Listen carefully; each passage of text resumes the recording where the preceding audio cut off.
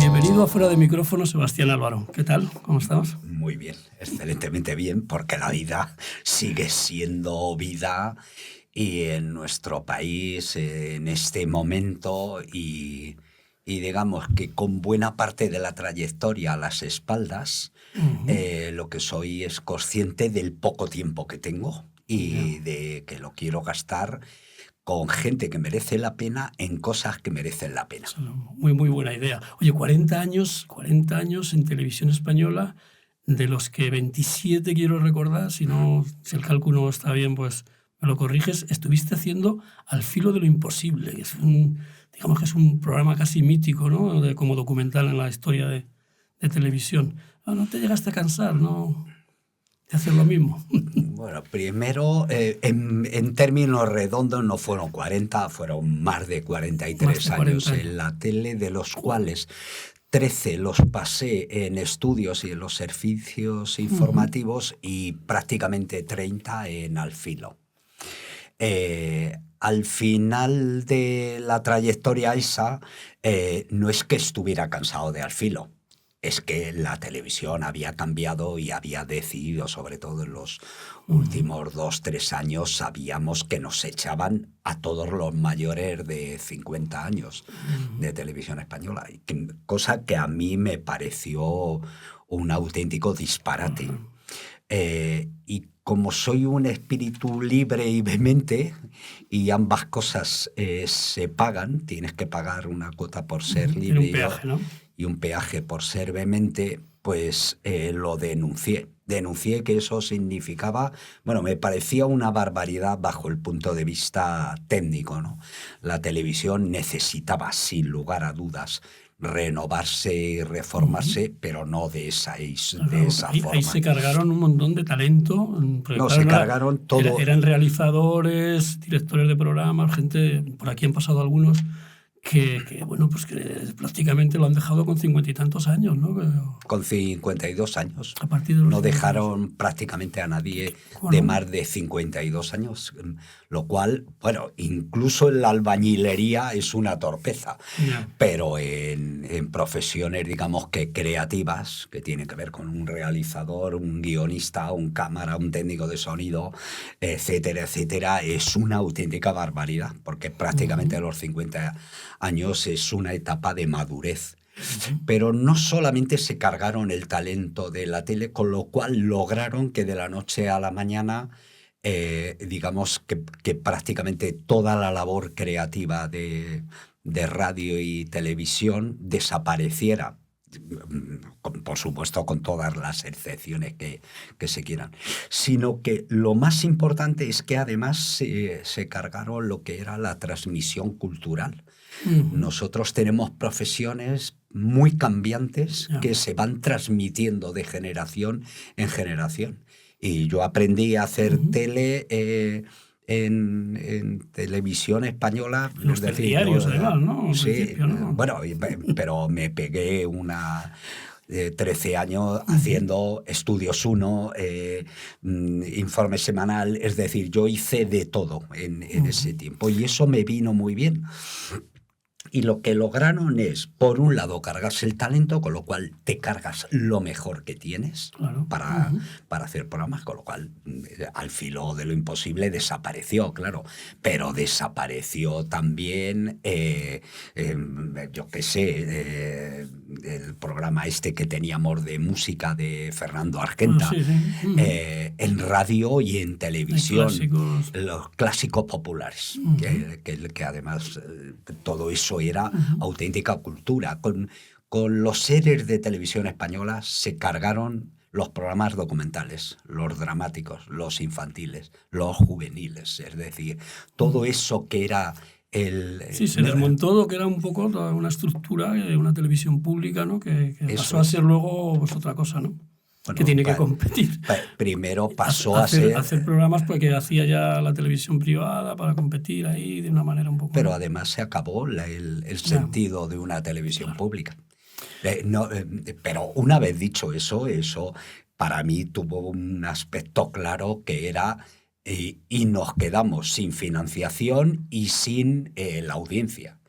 Las dos cosas unidas yo creo que han supuesto un palo de muerte a la televisión pública. Que no quiere decir que no se pueda recuperar. Todo en esta vida se puede recuperar, pero tardará años.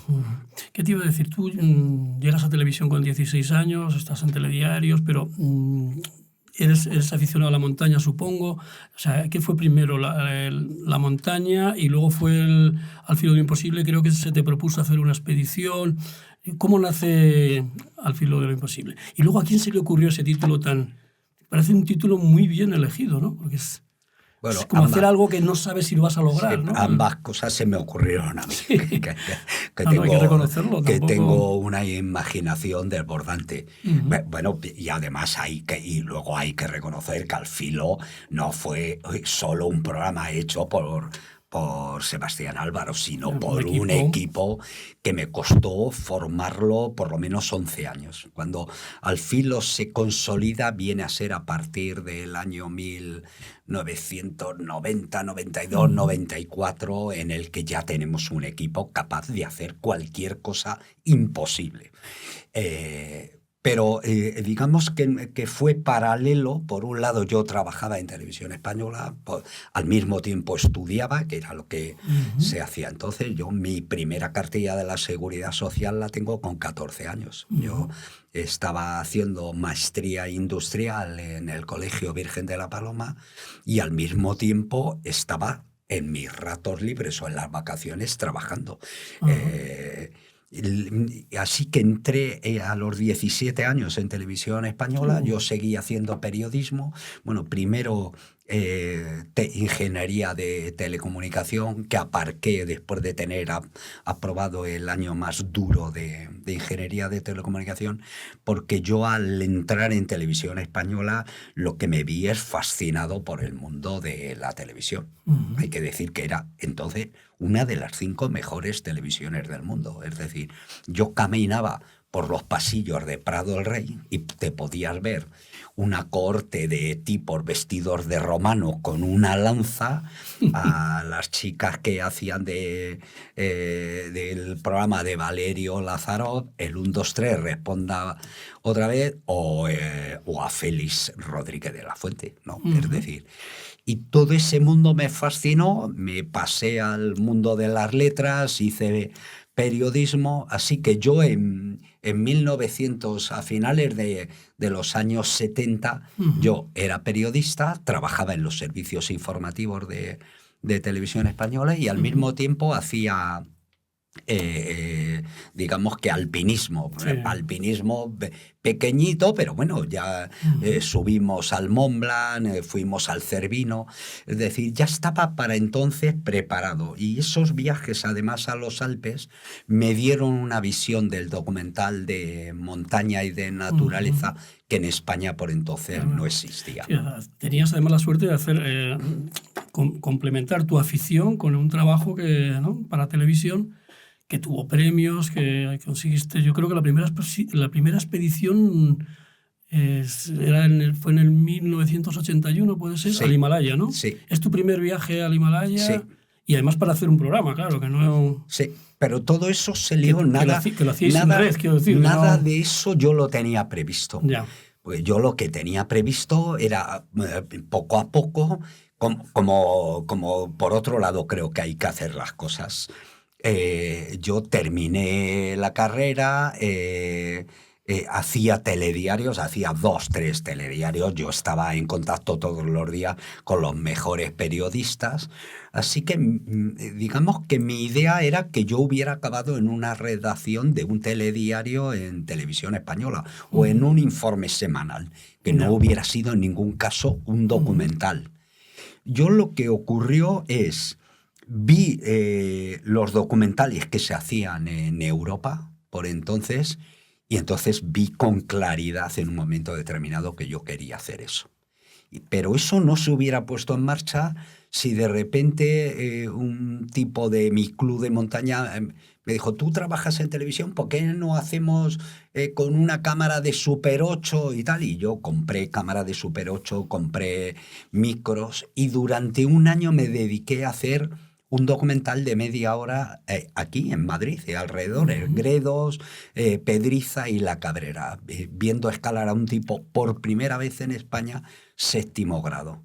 Y hice ese documental de media hora y de repente le dieron un premio en el Festival de Montaña de San Sebastián. Y de repente en 6 meses cambió mi vida, porque vino otro alpinista a decirme, vente con nosotros, esto mismo que has hecho en La Cabrera o en Gredos, vente y lo hacemos en el Karakorum. Y a mí todo eso se me cayó el mundo, ¿no? Y se me cayó en el mundo en el sentido de... yo tenía un oficio y un trabajo estable en Televisión Española. Y digamos que un proyecto de futuro igual de estable.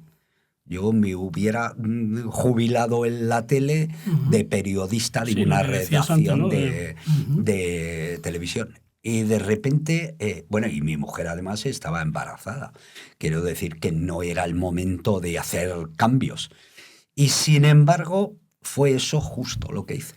Me pedí permiso, cogí una cámara, me fui al Karakorum, filmé un documental, estuve a punto de morir, con lo cual... si eso hubiera ocurrido, yo no te estaría contando esta historia ahora, no hubiera surgido Al filo de lo imposible, mi hijo no me hubiera conocido y mi mujer se hubiera quedado viuda. Fíjate, hicisteis los 14-8000, grabasteis en los 14-8000. Bueno, no grabamos, hicimos ¿Lo subisteis hasta arriba? Habrá algunos que no... Hicimos más de 60 expediciones a montañas de 8.000 metros. Sí.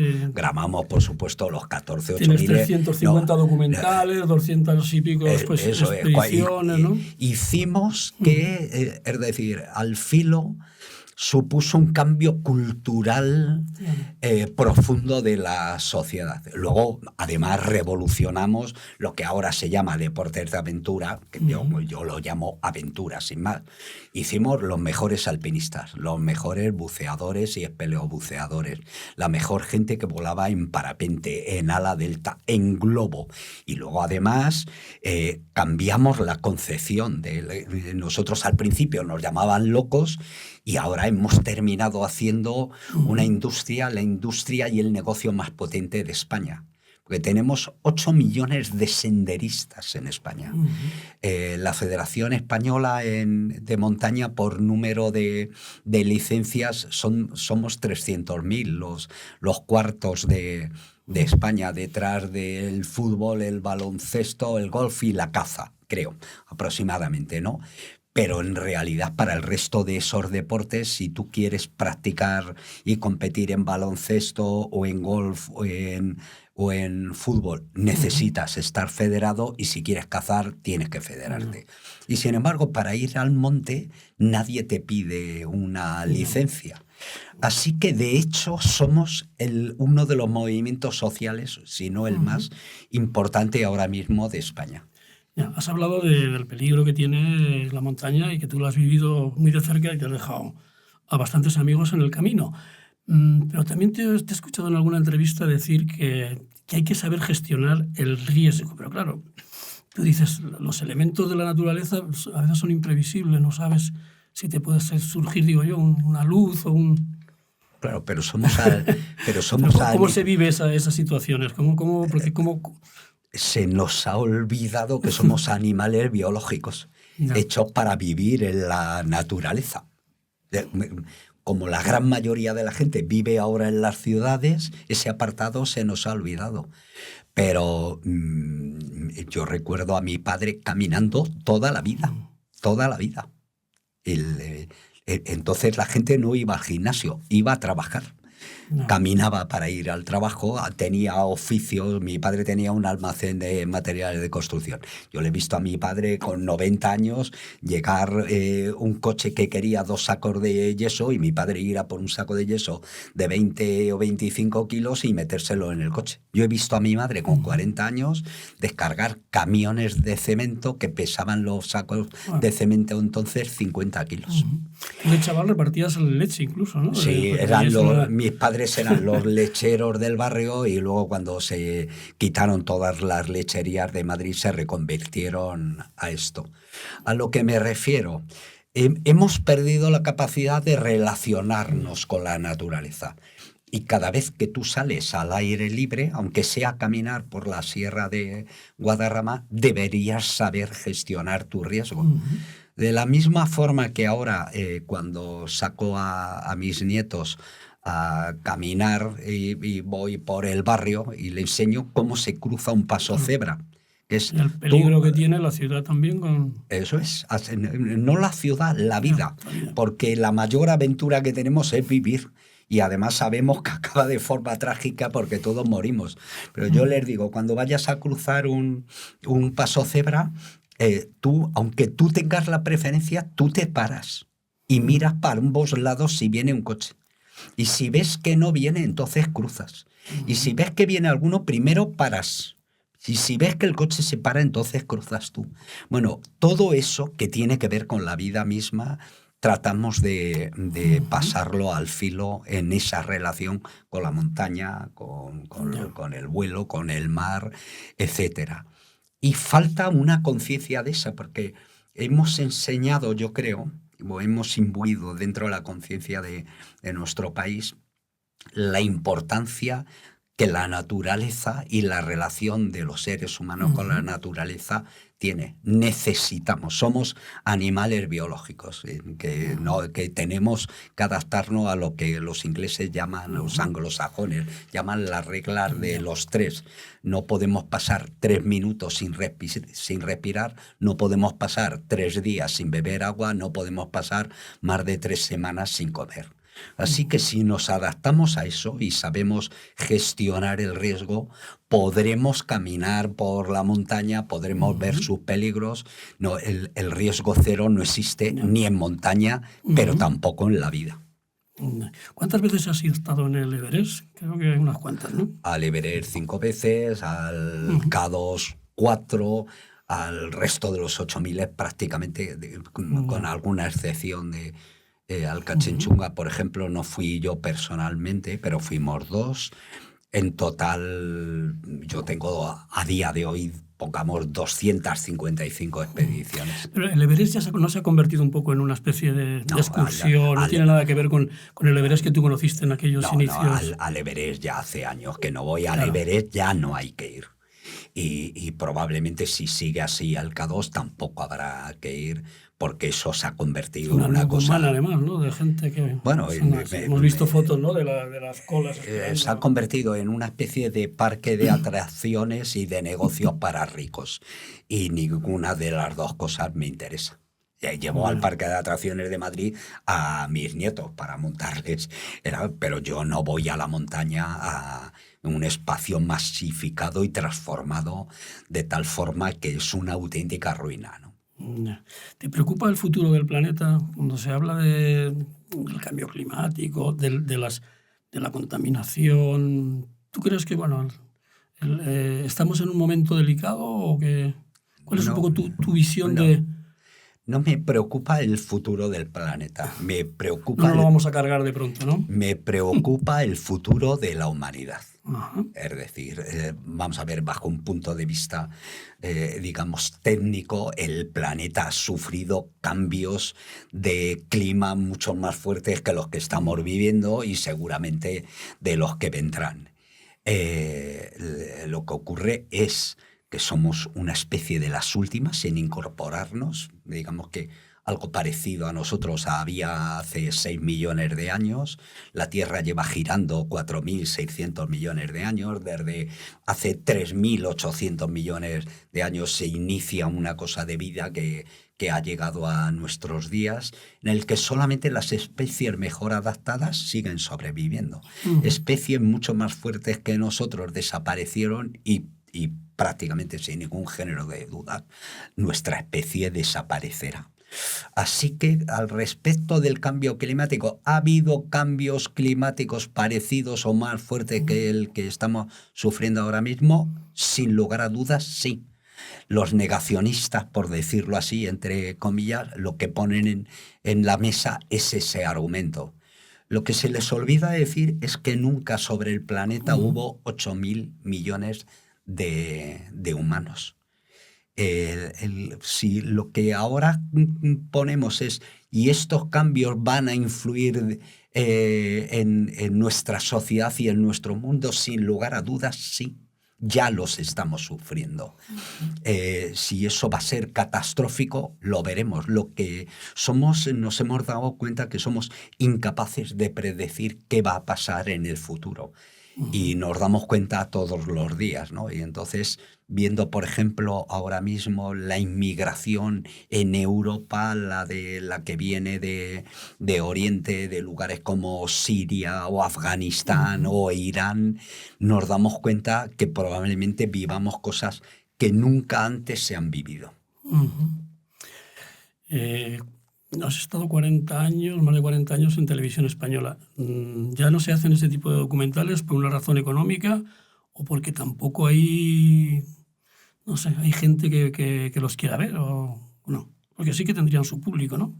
Vamos a ver, lo que en estos últimos no sé años... ¿Cuál es el problema por el que, por ejemplo, desaparece pues, El hombre y la tierra, el que tú, pues, supongo que para ti sería una referencia cuando empezaste? Sí.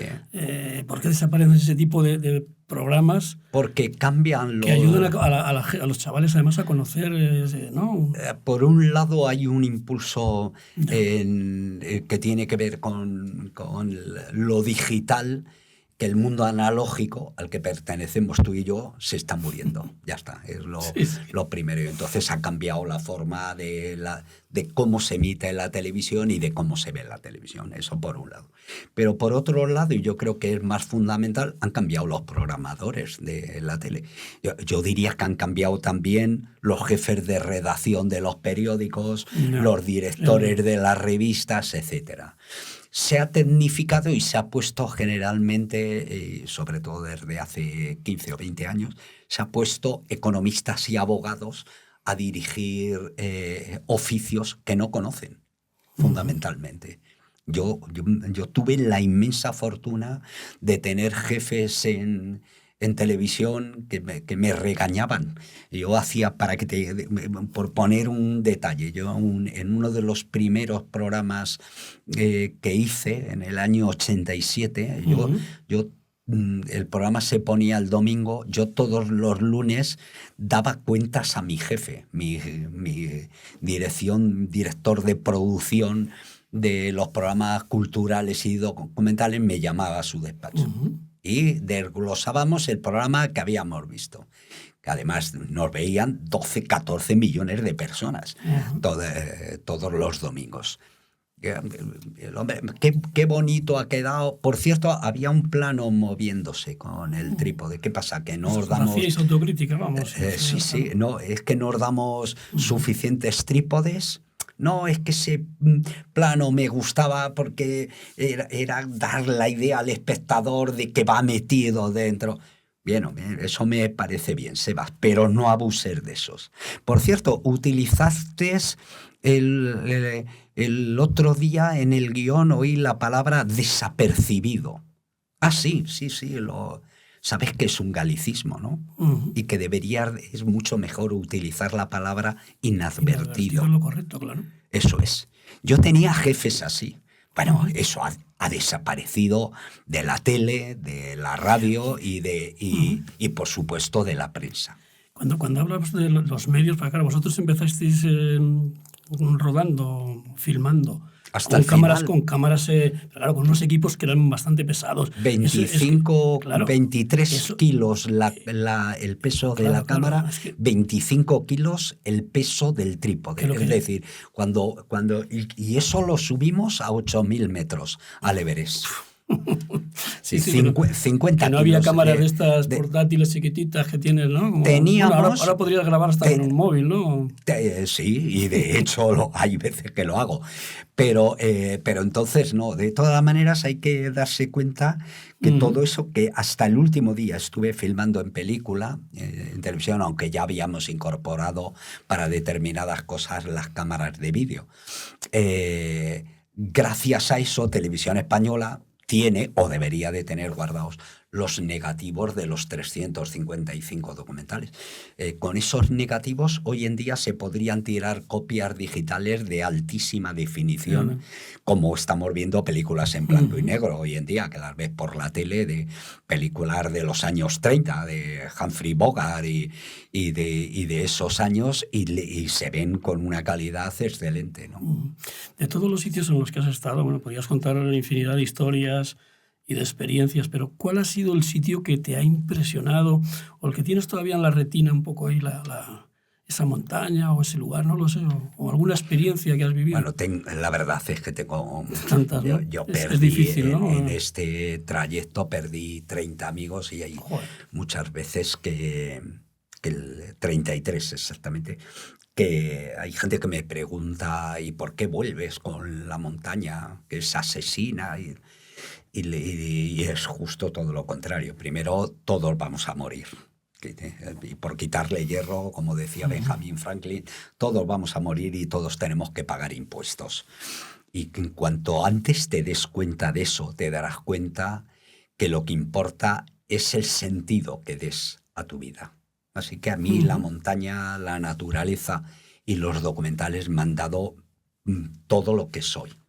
No sé si todo, porque hay una parte que me la dieron mis padres, pero hay una parte importante de lo que soy y de lo que he hecho que se lo debo a las montañas, que me han dado muchas más alegrías que tristezas. Lo que ocurre es que la vida está llena de alegrías y a medida que uno envejece se da cuenta enseguida también de tristezas acompasadas. Y recuerdo, desde luego, esa primera vez que fui en 1981 al Karakorum, reúne todo aquello que luego he tratado de explicar, ¿no? Que es la sensación de prodigio que tienes, una emoción que te embarga, que nunca se te quita, que es ver la gran naturaleza salvaje puesta en pie delante de ti y en el que te das cuenta que no tienes la más mínima posibilidad. Si esa montaña se cabrea, si entra una tormenta, si cae una luz, tú sabes cuál es tu sitio en el universo, que eres pequeño, vulnerable al máximo. Y sin embargo te das cuenta que una vez que te pones y que te atreves, que hay que atreverse a fracasar en la montaña y en general en la vida, puedes hacer muchas más cosas de las que llegas a imaginar. Yo nunca imaginé cuando tenía 17 o 20 años en la tele que podría haber hecho al final de mi vida, y espero que todavía me queden 50, 60, 70 porque años. El montañismo, los valores pues eso, del esfuerzo, de la solidaridad, de la valentía, todo eso, bueno, son valores que a veces se echan de menos en la sociedad entre los jóvenes, ¿no? O sea, hay que decir que eso también tiene una parte de, si quieres, de educación y de... ¿O no? Sí, pero a mí esos valores me los enseñaron la señora Pepi y Sebas, mi padre. No, sí, esos no valores. hay que ir a la montaña para no, está muy bien ir a la montaña con eso. Pero en general leí hace poco una frase de un alpinista que decía: la historia del alpinismo no es la historia de la conquista de las montañas, es la historia de la conquista de nuestros propios miedos. Y yo me eduqué en una familia en la que mi padre murió a los prácticamente 99 años, ¿no? Y mi madre con 83. Yo a mis padres no les vi tomarse un día de descanso en la vida, un día de fiesta. Yo no vi eso. Yo me eduqué en casa en valores de trabajo, de esfuerzo y de valentía. Es decir, porque mis padres pasaron momentos muy malos que podrían haberse arrugado y salieron adelante.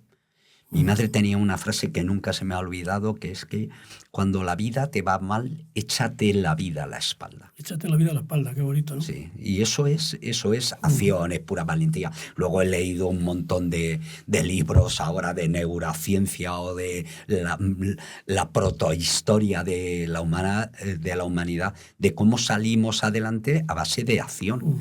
Es decir, nuestra inteligencia no tiene, que está muy bien, también, ¿no? Somos animales que pensamos, que leemos, pero lo que nos pone, nuestro cerebro y nuestra inteligencia tiene como función es la acción. Yeah. Es la acción, es ponerte en marcha. Está bien que pienses, está muy bien. Primero pensar y luego actuar. Pero el pensar sin el actuar no te lleva adelante. Es decir, vale, bien, hemos pensado cómo ir a esa montaña. Y la ruta, porque la ruta está a salvo de aludes y podemos tal. Y he hecho un equipo estupendo de mis mejores amigos y que forman, no solamente son los mejores alpinistas, sino que forman el mejor equipo. Vale, bueno, pues ahora que nosotros teníamos una frase que es, y ahora vamos a por ello. Uh-huh. Oye, has conocido a alpinistas importantísimos, bueno, gente que ha hecho historia dentro de... Me estoy acordando ahora de Maurice Herzog, o Herzog. Sí, Herzog, sí, le decíamos nosotros. Que luego pero, fue ministro, además, ¿no? Incluso bueno, fue ministro... Es una historia, ¿no? Ese tipo de personajes deben ser impresionantes, ¿no? Fue ministro, ¿qué recuerdas de lo que...? Fue ministro con De Gaulle 8 años...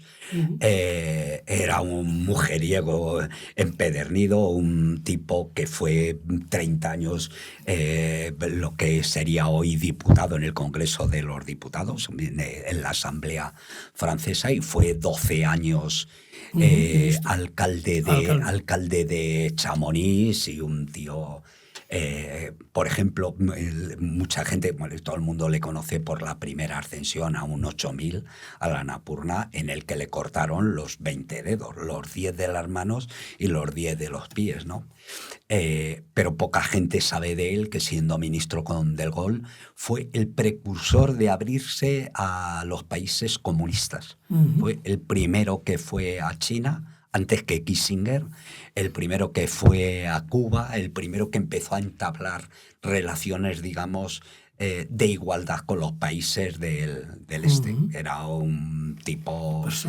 un personaje. Ya no quedan personajes así, porque ya no hay políticos uh-huh. así. Hoy en día lo que tenemos son técnicos y tal. No echo de menos esa parte, ¿no? Pero digamos que el mundo que hoy tenemos no sería igual sin gente como ese. Ese tipo me contó, por ejemplo, anécdotas de cómo Castro se quitó de en medio al Che, porque eran incompatibles, y lo mandó a Bolivia a hacer la guerrilla, que al final es donde muere, ¿no? Sí.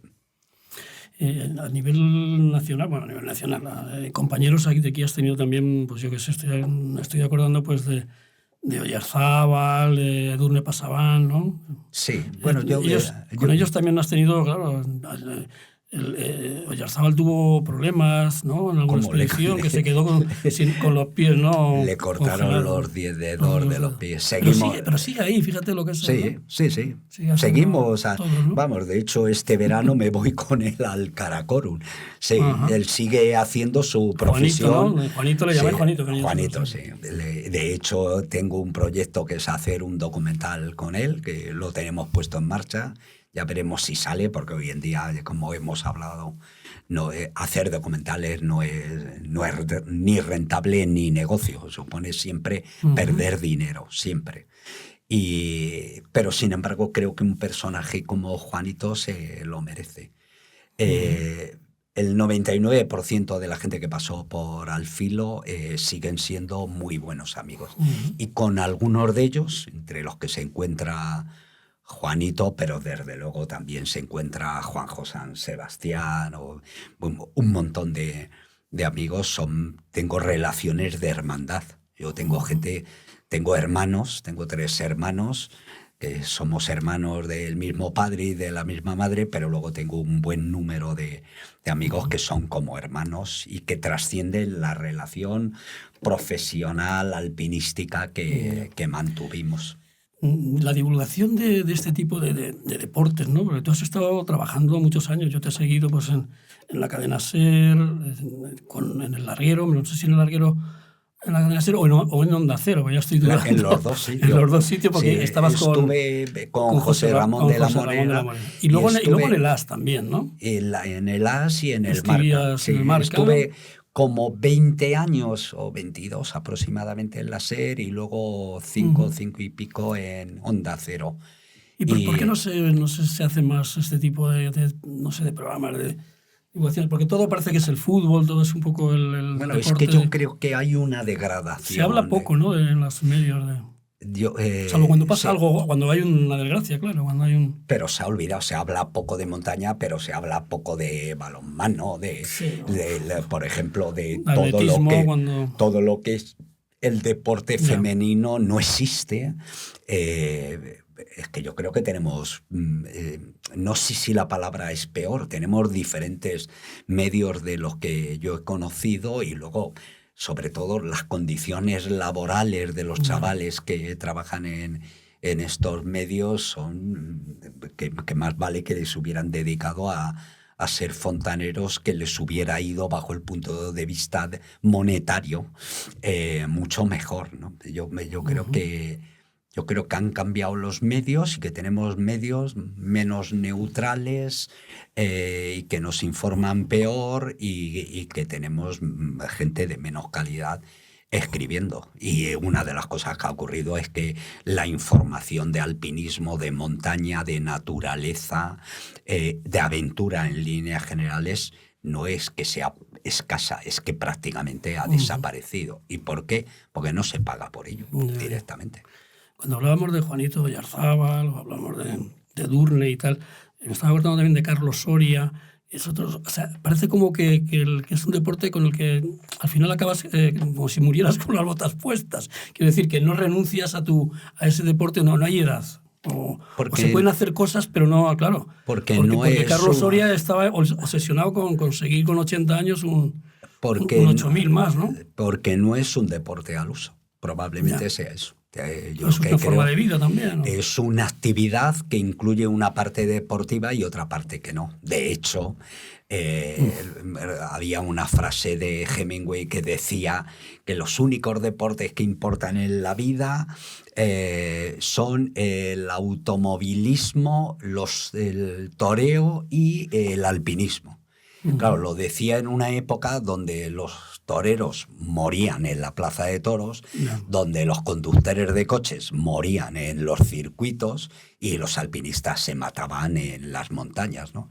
Han pasado de por medio 50 o 60 años, ya es muy difícil que muera un conductor de coches, a lo mejor alguno de moto, pero aún así la probabilidad de que te mates en coche o moto en un circuito es muy pequeña, casi irrelevante, y que un torero muera en una plaza de toros, pues prácticamente igual. Pero los alpinistas se siguen matando en las montañas, lo cual quiere decir que probablemente de eso que se considera deporte no hay nadie que incorpore dentro de sus reglas cuando va a practicar, que es lo que nos ocurre a nosotros. Tú vas a un monte de más de 6.000 metros y cuando sales de casa tú tienes que saber que tienes probabilidades de no regresar.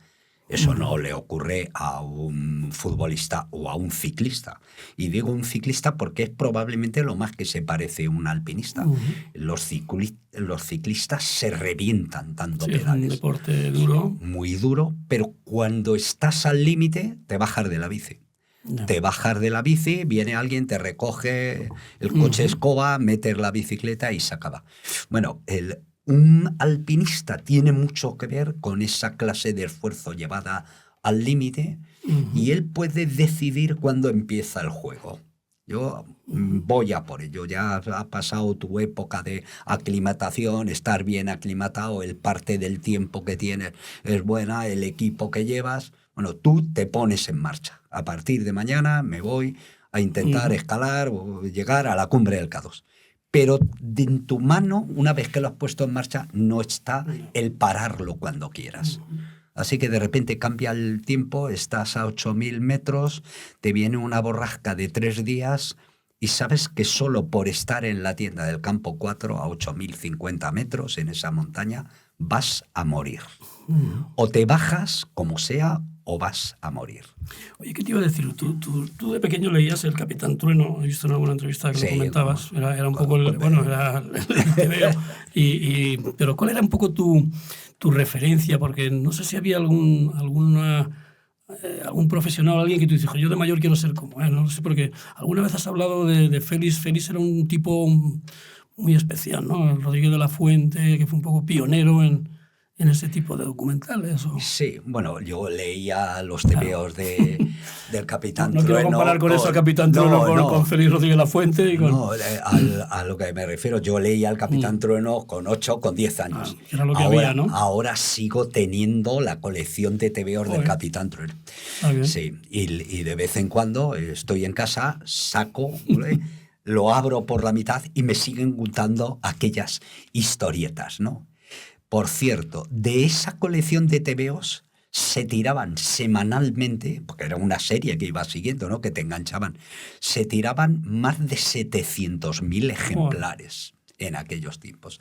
Aquellos tebeos de Víctor Mora, de la colección Bruguera y compañía. Bueno, sin embargo, para mí Félix lo descubro en la tele.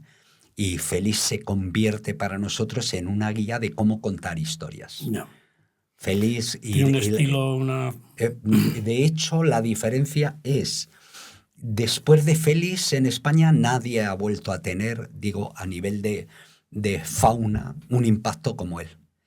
Y lo que ocurre es que Félix no te contaba una historia de tal, Félix te contaba la historia de un pobre madre loba que tiene 2 lobeznos, que vienen los cazadores, que le da tiempo a cambiar 2 y que uno se queda y que está condenado porque tal. Félix lo que te contaba era una historia.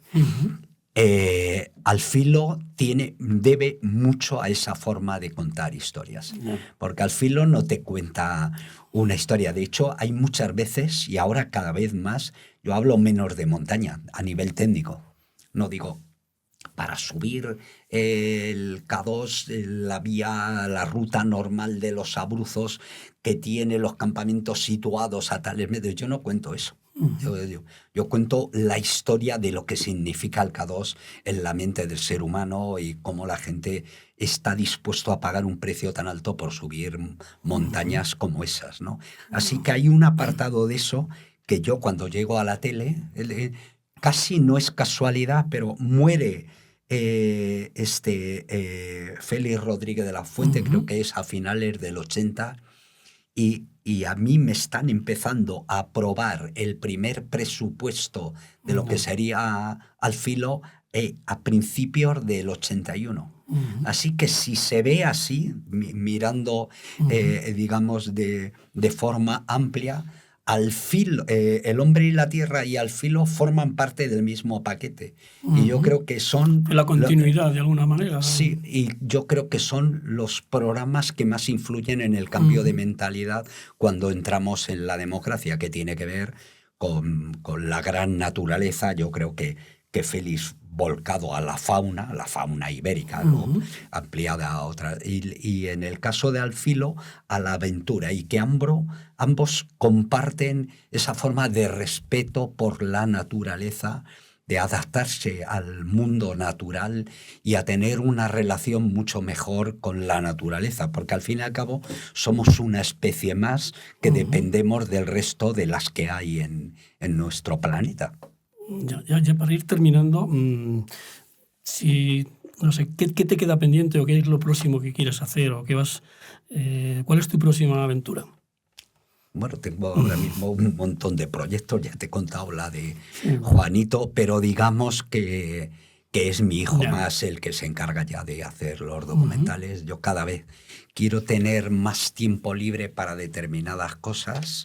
Las determinadas cosas son la gente que quiero, y ahora mismo en ese baremo... En esa aventura estás, ¿no? Primero están mis nietos y mi familia y mis amigos. Yo por mis amigos muero. Es decir, yo estoy liado de trabajo y tal, y un amigo me dice, Sebas, vente, te necesito 4 días, ahora en enero, para subir las montañas más altas de Andalucía, porque tenemos un proyecto para sacar dinero. Queremos adecuar la unidad de cuidados paliativos pediátricos del Hospital Virgen de las Nieves de Granada. Y lo dejo todo. Son las fiestas navideñas, dejo a mi familia, cojo el coche. Por supuesto, no quiero cobrar nada, ni la gasolina, ni el lugar donde me vaya a alojar. Me llevo un saco de dormir, estoy dispuesto a dormir tirado en el suelo, en cualquier sitio, porque eso me lo está pidiendo un amigo del que me fío, y la causa, que es ayudar a morir a nuestros niños con cáncer, me parece que trasciende cualquier cosa de las otras que pueda hacer. Así que le estoy metiendo en eso, pero sigo haciendo expediciones. Estoy filmando con el grupo militar de alta montaña, con el que ya hemos colaborado. En este mundo que es el que me siga atrayendo, y yo sigo subiendo montañas todos los años de 6.000 metros. En algún momento, ¿cuál ha sido el momento en el que realmente has temido bueno, pues que no voy a volver a ver ya a la familia, o porque está en una situación límite? Has tenido varias, supongo, pero ¿ha habido alguna que... Siete, claro, las que yo conozco. Compañeros que han fallecido, ¿no? Y luego he tenido 33 amigos que han fallecido. ¿Y tú estabas al lado? ¿Te podía haber ocurrido a ti? ¿O? Hombre, pues la última, el 26 de marzo del año 2003, estaba colgado de una cuerda a 200 metros del suelo. Con otros 5 compañeros, éramos 7.